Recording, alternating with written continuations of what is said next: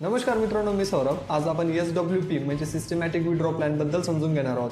जसं की एक SIP असतो, सिस्टमॅटिक इन्व्हेस्टमेंट प्लॅन, तसा एक विड्रॉसाठी पण SWP असतो, जो की म्युच्युअल फंडमध्ये जी पण आपण इन्व्हेस्टमेंट केलेली आहे त्यामधून छोटी छोटी मंथली इन्कम व सॅलरी घेण्यासाठी वापरला जातो. आता एका छोट्याशा एक्झाम्पलमधून आपण समजून घेऊयात. एक जयप्रकाश नावाचे सर होते की ज्यांनी रिटायरमेंटच्या वेळेस त्यांना एक मोठी अमाऊंट मिळाली आणि त्यांनी आतापर्यंत जी सेव्हिंग केली होती ती मिळून एक करोडचा डेप्थ फंडमध्ये इन्व्हेस्टमेंट केली. डेप्थ फंड का? 8 ते 9% लो रिस्कवरती रिटर्न आतापर्यंत बघायला मिळालेले. ओके, आता सपोज ही एक बकेट आहे ज्यामध्ये हे 1 करोड रुपये इन्व्हेस्टेड आहे आणि वरून 8 ते 9%चा फ्लो, जसं हा नळ्याचा फ्लो येतो तो 8 ते 9%चा आपण समजूयात.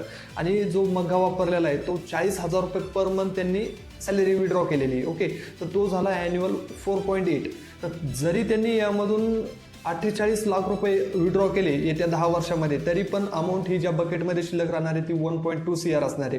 त्याचं कारण असं आहे की जो इनफ्लो जास्त होता आणि आउटफ्लो कमी होता.